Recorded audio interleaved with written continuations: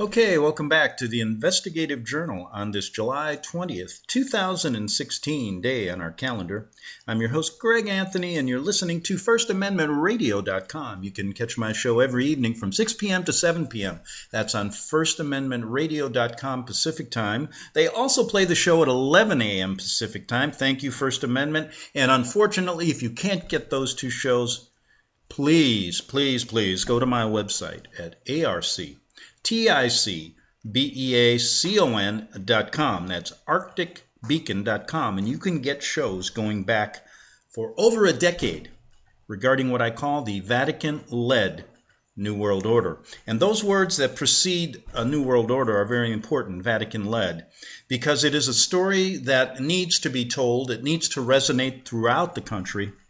And unfortunately, there is an agenda here that disallows that.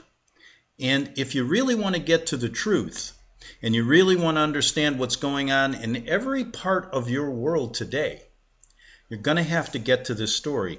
Unfortunately, the mainstream media covers for them. Unfortunately, most of the alternative media does the same. And I learned this when I was a young journalist and working in Rome in the 80s. And I went there as a naive journalist, not knowing I was going to be in the belly of the beast, and learned the hard way about the Vatican Bank, its money laundering schemes, how they were involved in Freemasonry, how they worked with the mafia, how basically they committed every crime known to man under the guise that they were representing Jesus Christ. They're using Christianity as a cover. They're using Christ as a cover. And this story goes untold here in America because most people in our government at high levels who know about it cover for them. Those that don't follow blindly. And the millions and millions of Americans who have no idea about this story and have purposely been kept ignorant are the ones that are going to pay the ultimate price. Because there is an attack on Christianity here in this country, one that I can't even believe is going on. I don't care if you talk to these supposed New Agers who look at Christians as fundamentalists, who look at Christians as being fundamentally impaired mentally because of their views, and then you look at the government who has openly attacked God. You look at the government who has openly attacked Christians. Now, when I first went to Rome, I had no idea the Vatican was involved in this. In fact, I grew up a Catholic. I had no idea about all the Vatican's rituals and symbols. I thought they were a true Christian government, or a true Christian organization. And I really thought, when I was a kid, that I could get closer to God through the priests, through all of their rituals. And when I realized they were all pagan, and when I realized every time I walked through St. Peter's Square that obelisk they have there is not representing Christianity, it's representing pagan worship, the goddess Isis. And isn't that interesting? That the big terror group that everyone is going to be frightened about and killing everybody around the world and going to attack America with radical Islam. The name is ISIS. And I've done shows about that in the past, so go and check those out. Now, throughout the years, I looked at this story and I wondered to myself, why don't people in this country understand it? So for the better part of 20 years, I've been searching for people that have, and I've come across them. Now, that's how I met Tony Alamo. And that is why I want to do about 4 or 5 shows, a series of shows that, look, you can make into YouTubes, you can do what you want. But time is of the essence, because I'm going to be very blunt with you here. This man sits in jail for 175 years for a crime he didn't commit. He'll be 82 on September 20th, 2016. He's totally blind. He's in a wheelchair. He has diabetes. He nearly died of a heart attack in jail. And he's there for a crime he didn't commit. He's there because he criticized the very subject that I talk about in this show. And it is my goal to try at least to get enough information out so he can be released before he dies in jail. And because of his age and his physical condition, time is of the essence. And I think it's that leads me to do this story and do it again. I've done many, many shows on this.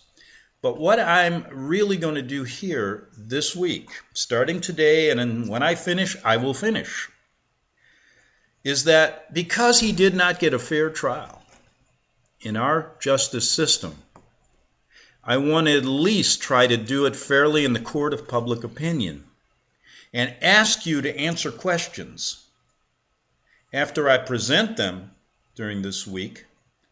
Do you really think he's guilty or not guilty? And I think you'll see when I'm done that he has no reason at all to be there. And the reason he is there is because, one, he decided to be a true Christian and to start a ministry that would allow people to work, to live, and to function without the federal government and the Vatican telling them what to do. And as we look at what's happened to Christianity here in America and what's going on all over the world, you will see that this ministry and him are a perfect example of what's going to happen to you, because there is no freedom of religion or freedom of speech in this country any longer if this story can't be told.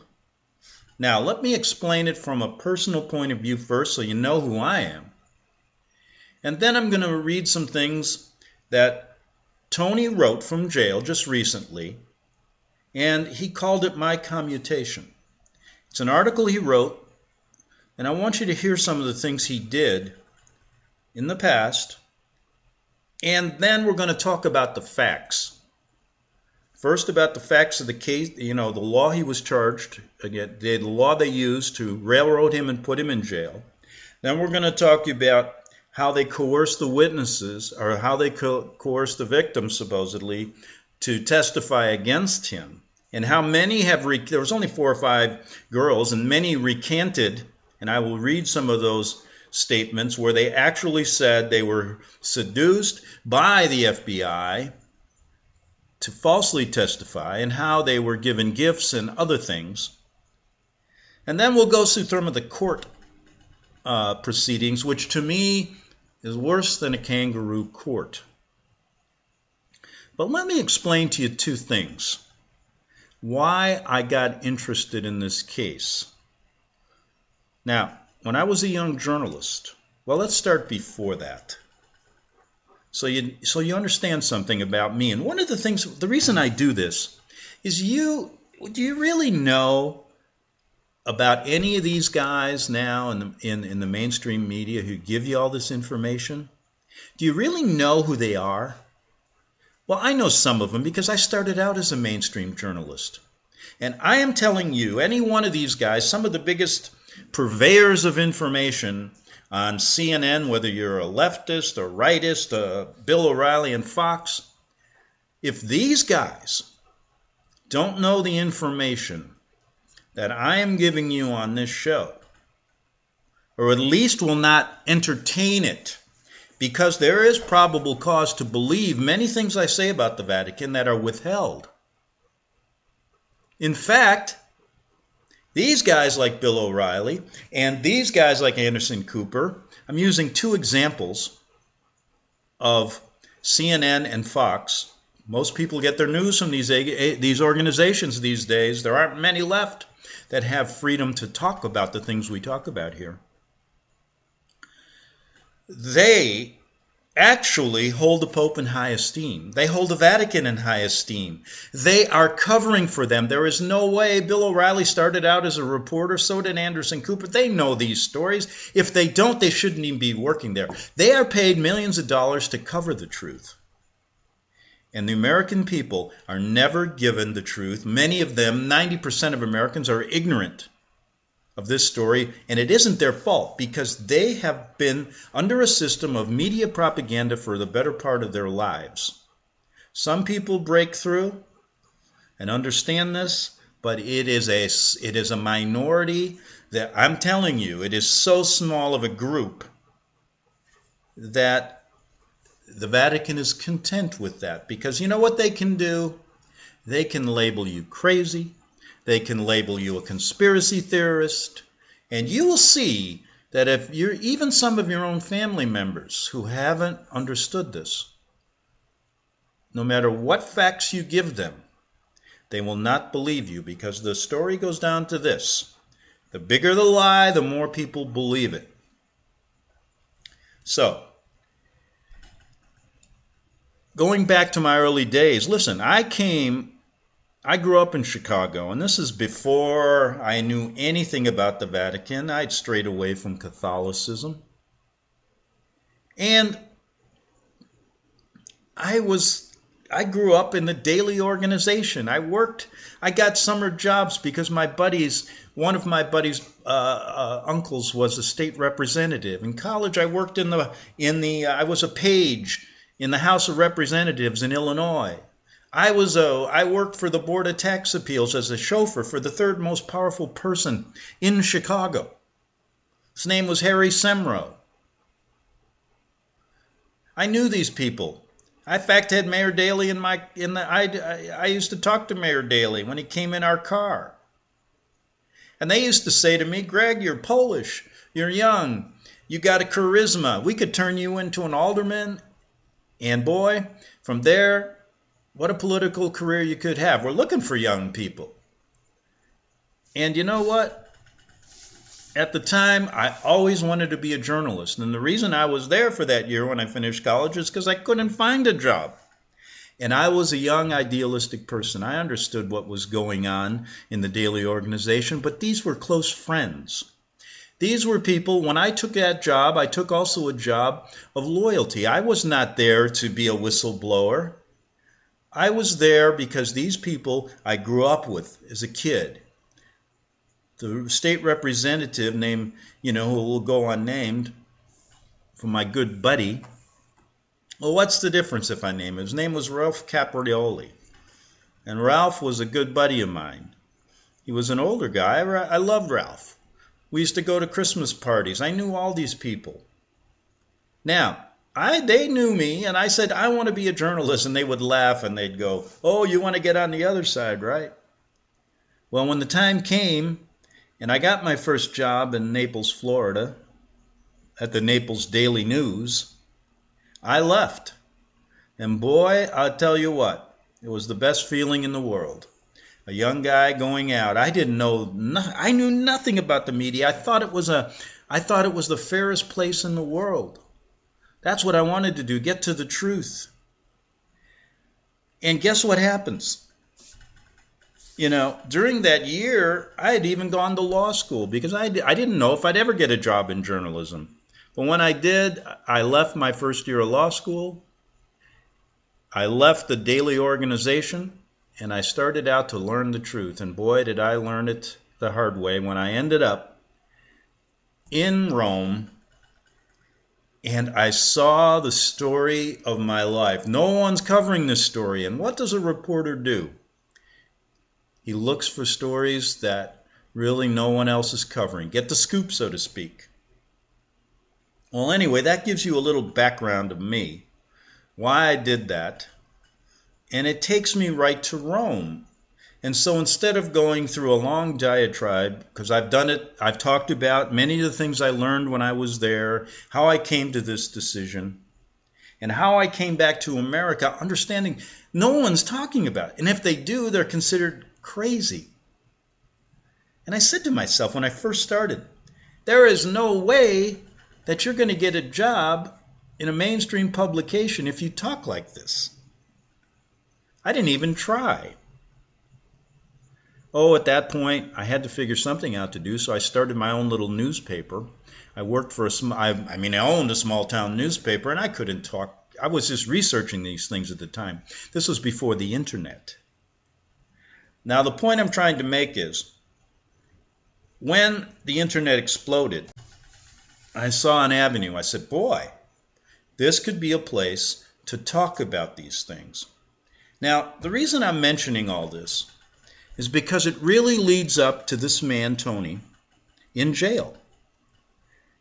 It really is the reason he's there, is because he's one of the few people in this country that wanted to get to the truth about the Vatican. And I believe that's the reason they wanted to bring this ministry down. They passed out millions and millions of publications, millions and millions of pamphlets all over the world. I still get calls and emails from people in countries that you wouldn't believe, in Nigeria. In fact, the Nigerian Christians are being are getting set up for a genocide there right now. That's unreal. And you know, it's really simple. If you look back in the old days, Middle East was Christian. And I believe the Vatican used Islam to get rid of them. They may have even created it, and there's good probable cause to believe they did. That's a whole different story. So when I ran into Tony, it opened up a story that I've kept on for the last 10 years. And like I said, my goal is very simple. We don't have much time. We don't have much time at all, because he's 82, and I want to see him get out of jail before he dies. It's that simple. Now, you're probably wondering, why did you take interest in this case? Well, besides owning that newspaper before the internet, I finally got my law degree. And as a young journalist, I remember doing a story. I used to always look for stories of the underdog. Always look for stories of people that were having a hard time getting their voices heard. I remember interviewing a guy that spent 30 years in jail. He was a boxer from Detroit who was wrongfully convicted of murder. And finally, the information came out after he spent 30 years that he'd been railroaded by the prosecution because they needed to put him away. They needed to find somebody to charge for a crime so that some prosecutor could build his career and become DA.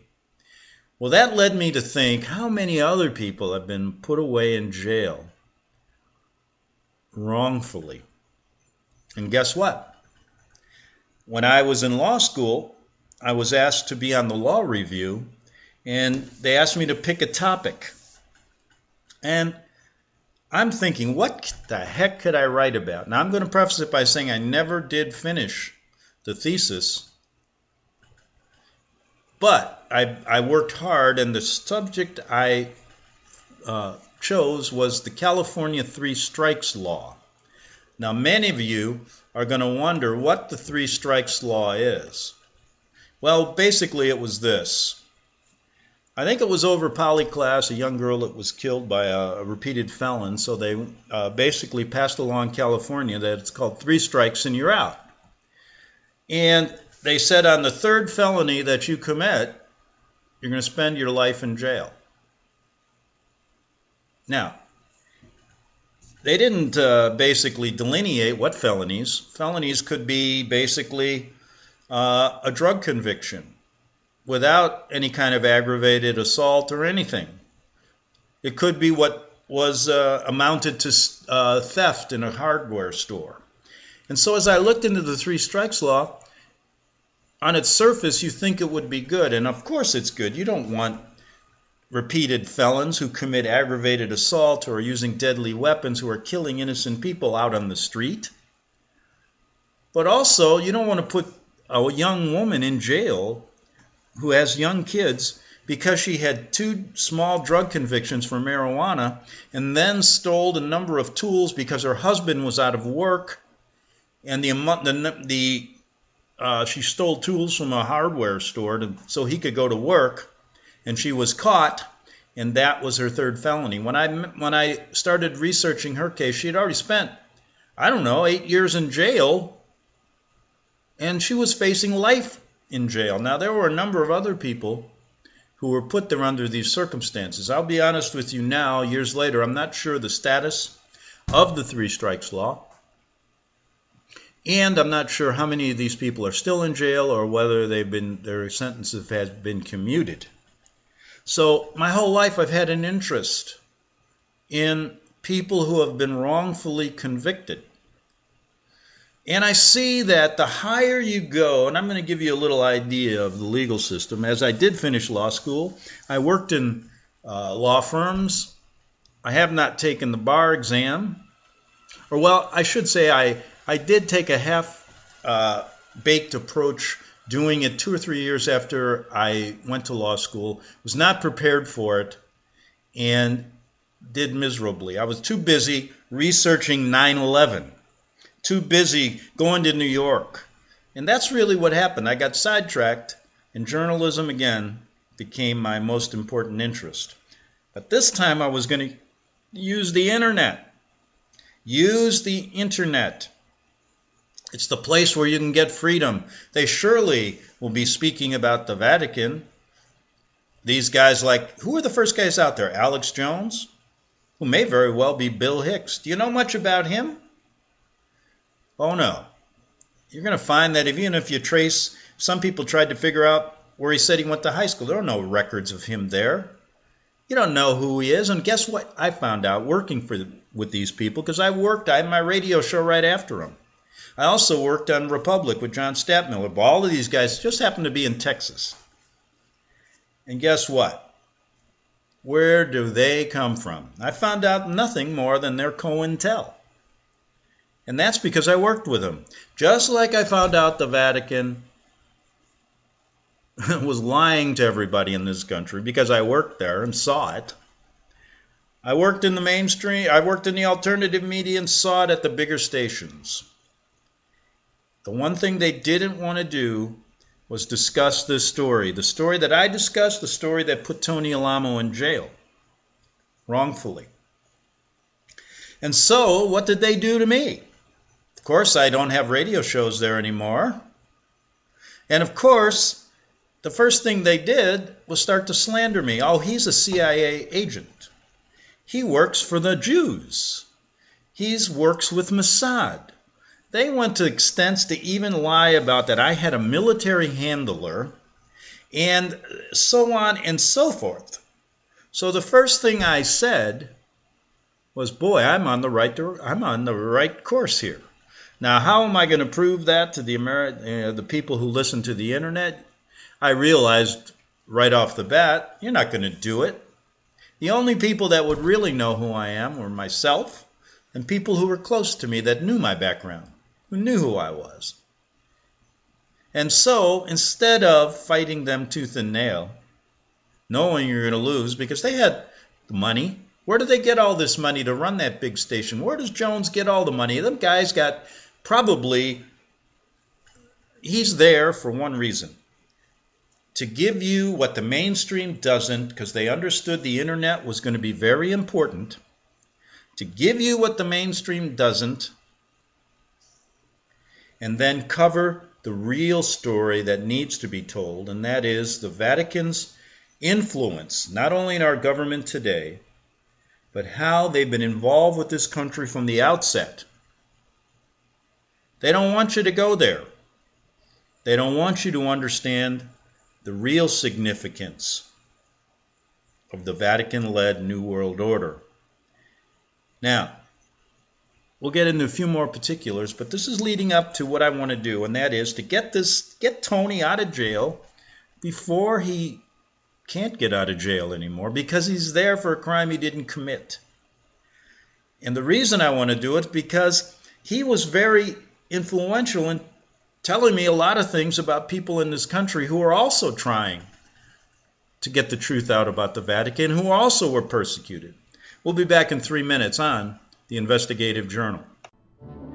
The book of Revelation says, "The spirit of prophecy is the testimony of Jesus Christ." This is at the very heart of FirstAmendmentRadio.com. In that spirit, we have created the Prophecy Reality News app for all of your mobile devices, streaming First Amendment Radio 24 hours a day, 7 days a week. Available for your Apple, Android device, and smartphone, absolutely free. Get the Prophecy Reality News app installed today, so you can listen to First Amendment Radio wherever you are. The Prophecy Reality News app. Get it now.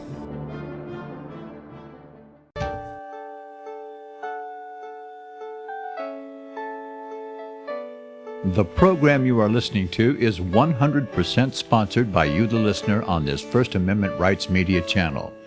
You will notice that there are few commercials on this radio network. There's a good reason for that. Corporate advertising dollars come with strings that limit program content. So without your help, these programs cannot continue on internet or our several affiliates. If you benefit by the educational law programs, we ask you to give. If you are admonished or nurtured by the Bible and ministry programs, we ask you to give. If some voice a cause that you are passionate about, we ask you to give. If you believe in any of these, we ask you to support them as you would a missionary on a continual basis, as if giving a tithe for missionary radio. These programs are not commercially viable and must be supported by those faithful to the cause of truth. Look for the button to sponsor your favorite programs at our listen and schedule pages on the internet. Then, when you subscribe, we will send you the last quarterly MP3 CD of that program immediately, and continue to do so with each new quarter. We will also give you unlimited archive access to all of our programs. We're asking you to give much less than a tithe, so that you may also send support directly to a particular program host, cause, and anywhere else the Spirit may lead you. Do all to the glory of our God and Creator, for His holy nation, the only kingdom that will last forever. Thank you for listening.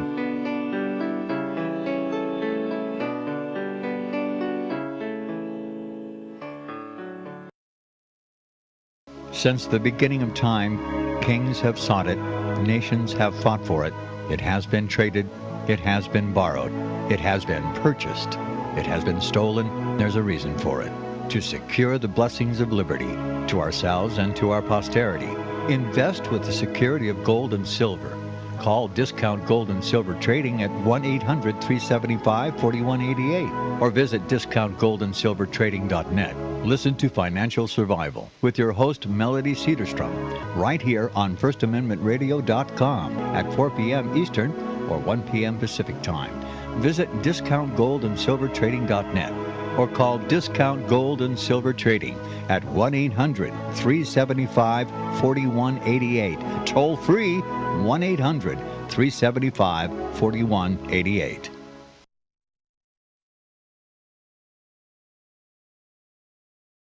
Okay, welcome back to the Investigative Journal on this July 20th, 2016 day on our calendar. This is FirstAmendmentRadio.com.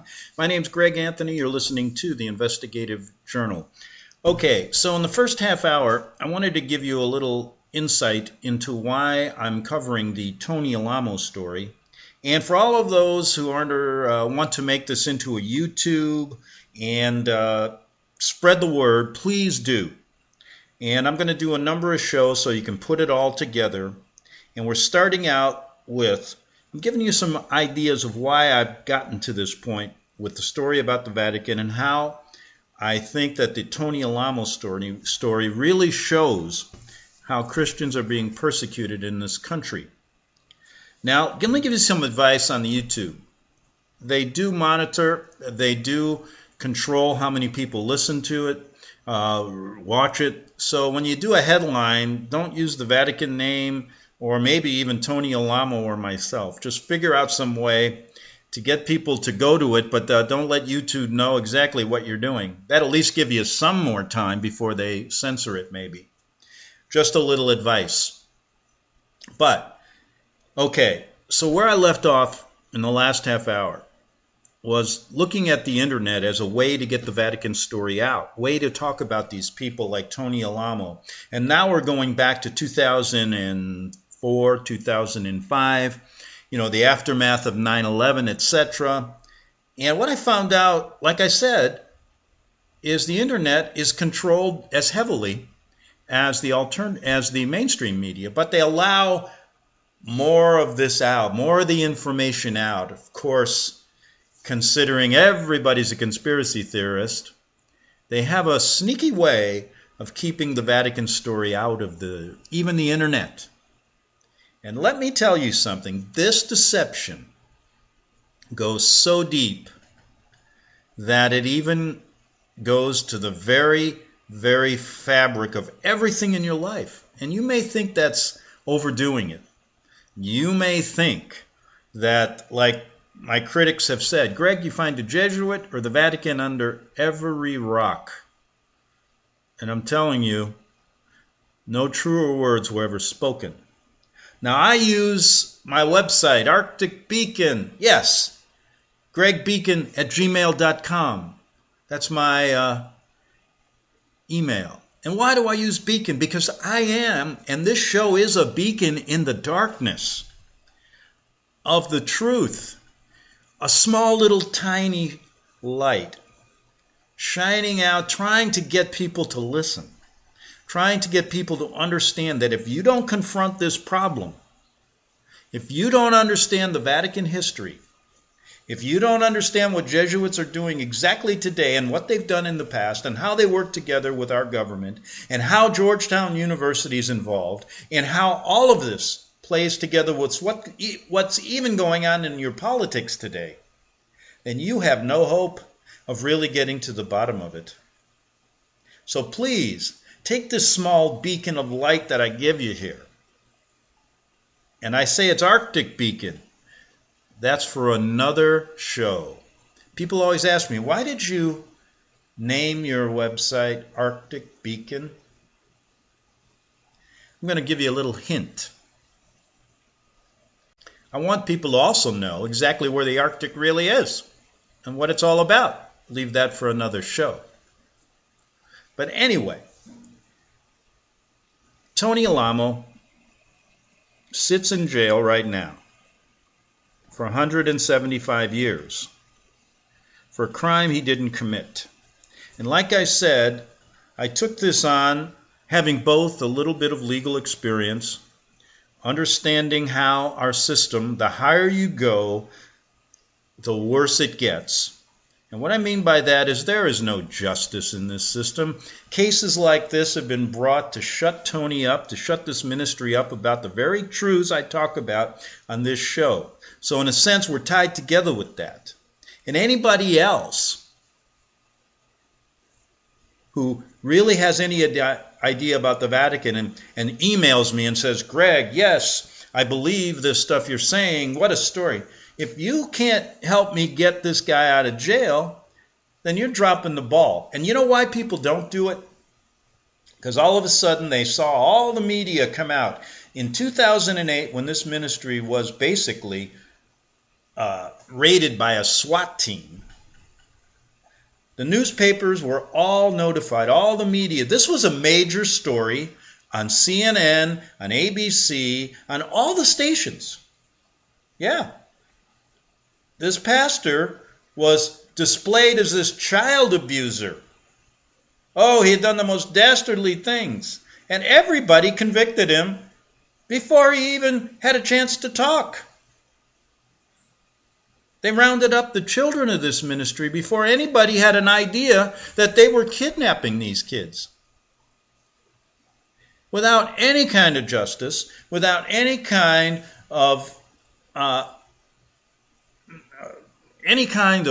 hope that they had a chance to fight this system that had them convicted, their children taken away, without even any kind of due process. The media jumped on it I'm telling you, everybody, if you would have read, you would have said, oh man, like Matt Damon said, well, it's good that this man's in jail.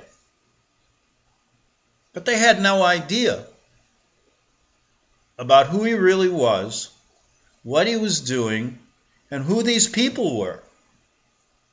And you know, people in this country looked at it like the painted picture that the Vatican has wanted.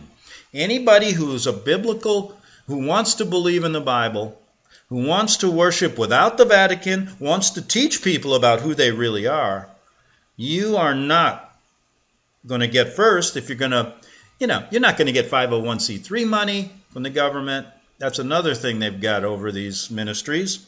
And two, you're going to end up in jail like Tony Alamo. And so, it has a chilling effect about anybody wanting to talk about this. So when I kept going on this story, many of the people that looked at it, even Christians would say, oh, we can't follow a guy like Tony Alamo. Look at what the media says. But you know what? They're hypocrites. Because they don't want to get to the bottom of this story. And what I'm saying is this. Like he was convicted, this ministry was convicted, even before they had a chance to even tell their side of the story. It was done on ABC. Why would this story get such play? I wonder sometimes. Back in 2008, why did this start? It was on every major network. And immediately, the whole country said, well, they found another child abuser. Good, he's a Christian. We can't have these people around anymore. And it was a concerted, orchestrated effort by the FBI and the media to present a false story about a Christian ministry.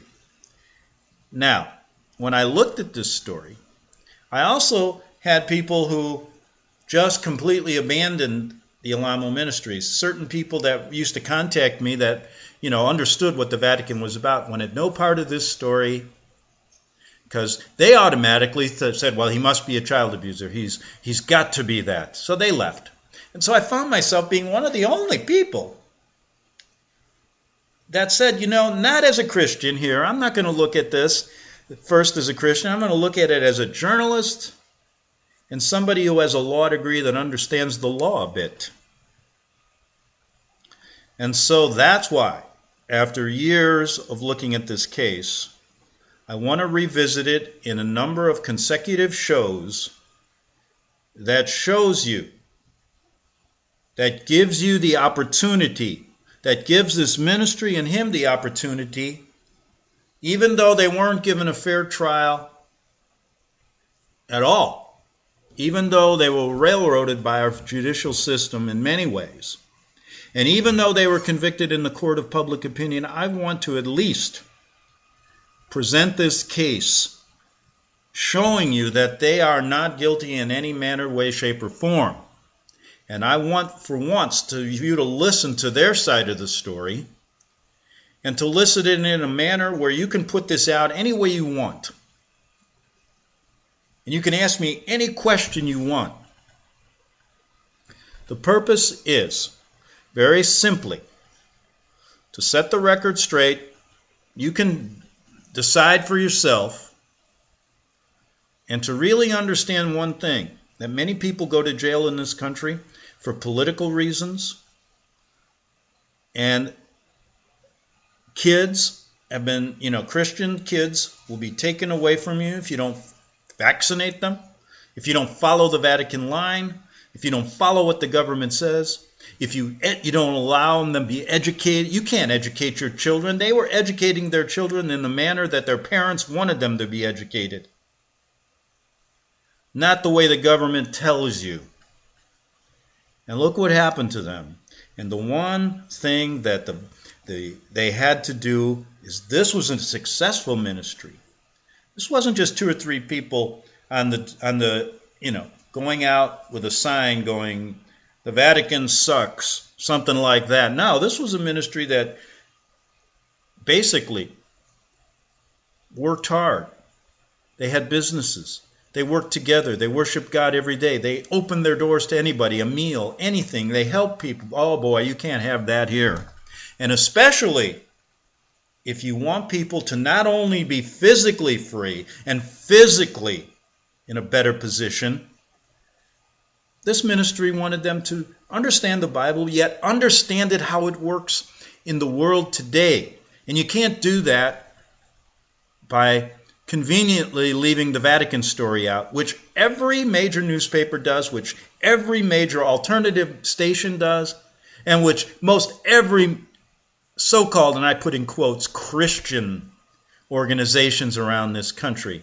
What a sham. And the people who stand for the truth here, like him, Tony, and these other people in his ministry who have been, I tell you, I have them on my show so you can listen, they pay the price. So what we're going to do here, you got a little idea why I do this show, why I'm covering this story. And what spurred me on to do this is because Tony from jail recently wrote something and he wanted people to read. Now, he's blind. He probably had to have it dictated, but it's called My Commutation. And I want to read it to you without me commenting. And I'm going to read it in depth. I'm going to try to get through it right now. If I can't, I only have 12 minutes. I'll continue it tomorrow. And then methodically, we're going to go through this case. Starting out with the actual charges they used. They used the Mann Act, and that is USC 2421, if my memory serves me correctly. And we'll get into that. That's interesting to begin with. But I'm going to go through this step by step, factually, so you get an idea that you can make up your own mind and say, is he guilty or not guilty? Are these parents guilty or not guilty? And you make up your own mind. And at least they deserve that, don't they? In a country that claims to be Christian, in a country that claims to have the best judicial system in the world, how can these things occur? How? Because the system is corrupt to the very core. And in the judicial system, the higher you go, the less justice you're going to find. You just ask. Look at what happened with Hillary Clinton. You know the story if you've been at least following the mainstream news a little bit to understand what these people are really doing. Look at how Hillary Clinton gets away with every possible thing and doesn't get even she doesn't even get reprimanded. Basically, she goes scot-free. Then look at all the other cases. I mean, I've covered cases of the Vatican where they were so guilty of sin, and these judges find little legal loopholes to get them off. Just check out all the big cases the Vatican's involved with in this country, and you check out how many times any one of these men spent a minute in jail, let alone 175 years. Okay. Let me start. I got about 10 minutes. I'm not sure if I can get the whole message across. But I want to start, and then that'll give you really an incentive to come to my show tomorrow and the next day till I finish this story, so that I can present to you, again, a factual case showing you how this ministry, how this pastor was railroaded. And I don't care if you're a Christian or not, and if you don't believe in their views or not. We have a right in this country of freedom of speech and freedom of religion, don't we? No, we don't. We do. We think we do, but we don't. And this story shows it. So anyway, let me get started. Now, I'm not going to, you know me very well. When I read something like this, I usually comment. I'm not going to comment at all. I just want you to hear what Tony has to say, and then we will get into it piece by piece in the days ahead. So here we go, and I am going to do my best to get the first 9 minutes of this out of the way, so we'll come back tomorrow. I'm not sure if I can read the whole thing in 9 minutes. I'm going to be very blunt on that. I'm not sure, but I want to get started on it. And you can get his story on the website, too, at AlamoMinistries.com, but I know how many people... when I say that, they won't go there. They'll go somewhere else to some other crazy thing on the internet that gets 5 million hits. But anyway, here we go. He says it's my commutation. And he says, my name is Bernie Hoffman, also known as Tony Alamo. This is my presentation for clemency for a crime I did not commit. I'll be 82 on September 20th, 2016. I'm totally blind. I'm in a wheelchair. I have diabetes, and I died once with a heart attack. They took me to the hospital to resuscitate me. I was put on a ventilator, and they brought me back to life. If I have a visit, I need a lot of help to get me ready for it. I need someone to wheel me to the visiting room and to wheel me back to my room after the visits. My dad was a professional entertainer. He was also a Russian ballet master and a world-class artist. I got into the record industry and came up with the idea to put 20 oldie but goodie hit songs on one album. I was my own distributor and sold directly by mail, something that had never been done before. I put together several 20 original hit albums, and they all were extremely successful. I was contacted at the time by Pete Best of the Beatles to do his promotion after he was fired by Brian Epstein, the Beatles manager. As my payment for the promotion, I was given one of 6 original Beatle albums that Peter's mother owned. Pete Best's mother was the rich Beatles owner.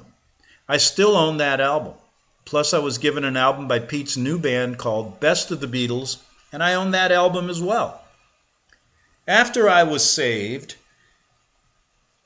I and the church opened up the most successful clothing boutique in the entire world in Nashville.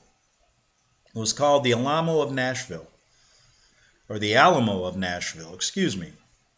I was licensed to do the clothing for the worldwide television program Dallas with Larry Hagman and the rest of the cast. I created many clothing designs for thousands of celebrities in many movies.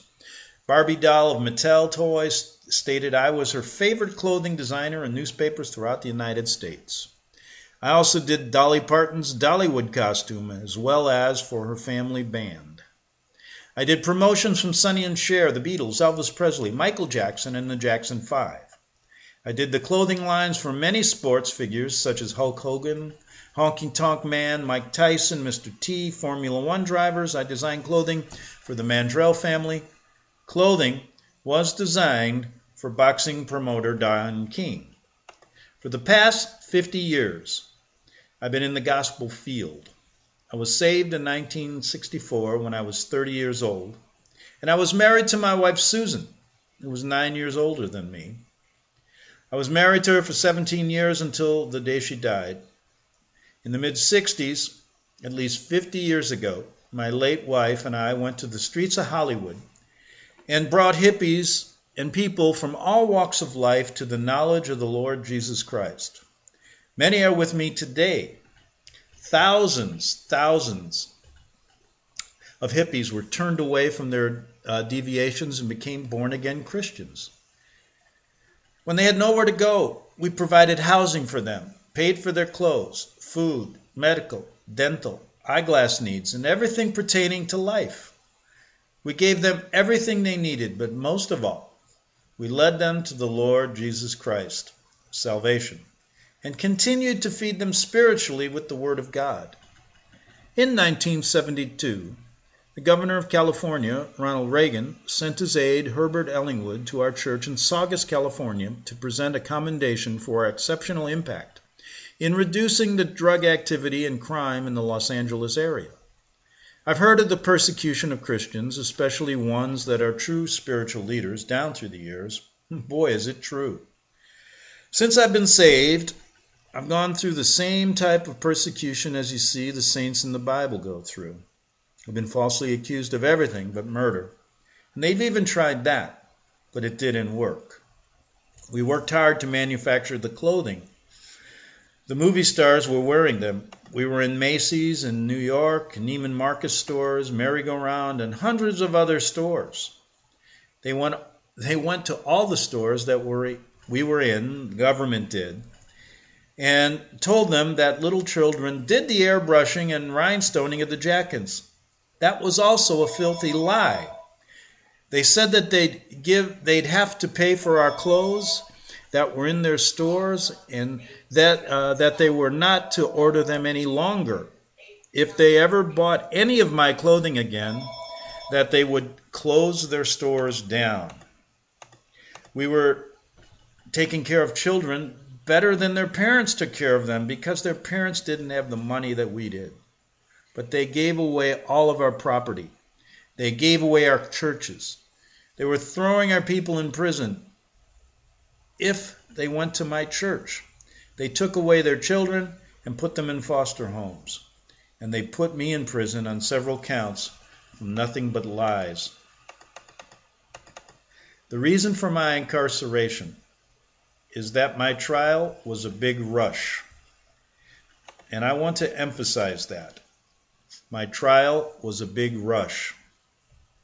I was rushed to court, and the trial was rushed. This all started because there was a 28-year-old woman in my church named Jeanette Orlando who confessed to me that she was having sexual relations with her father. I do not allow incest in my church, so I was acting on what she told me. I put her father out of the church. His wife and children left him.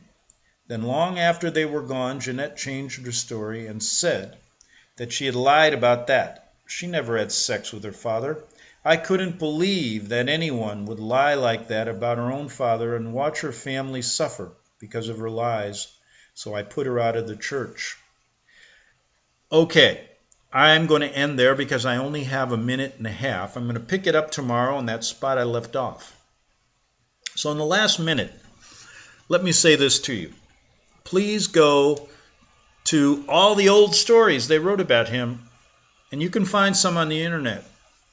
And let me preface it by saying that the media was alerted prior to this last time the Alamo Ministry was raided in 2008. They were raided many times before that. And in fact, if you go to my old stories, you'll see how this persecution started over 40 years ago. And for 40 years, this ministry has tried to get the truth out, not only about the Bible, but also the Vatican's interpretation of it, how they basically work behind the scenes to destroy Christianity, and also their influence in politics, their influence in education, their influence in most everything this world has to offer. And so please do that. And in the meantime, go and read this story. It's called My Commutation at alamoministries.com. And please don't be afraid. Just because the media depicts people like this as a cult, as child abuser, at times you have to understand that that's not the case. Look at both sides of the story. That's what I'm trying to help you do. I'll be back tomorrow on the Investigative Journal. Have a good evening and see you tomorrow. Visit crosstheborder.org, CROSS, crosstheborder.org, to get your print, EPUB, or PDF version of the book, The Rapture Will Be Canceled. That's crosstheborder.org. I know you all want answers, and believe me, so do I, and I'll do my best to get them. Despite Nicolas Cage's promise to do his best to get left behind rapture answers for us, don't hold your breath. Not everyone believes Left Behind is true prophecy. Some may even regard as conspiratorial the mainstream re-release of the Left Behind movie with actor Nicolas Cage portraying the main character as an attempt to further reinforce in the minds of all this perception of false prophecy in order to condition the masses for the play about to begin. If you want true Bible prophecy answers, get the book, The Rapture Will Be Canceled.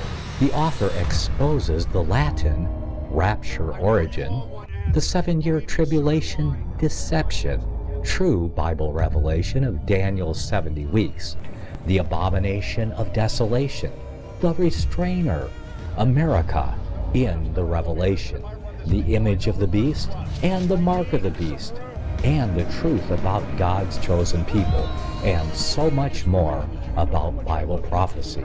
This book will shatter the Left Behind paradigm of future events. Get the book, The Rapture Will Be Canceled.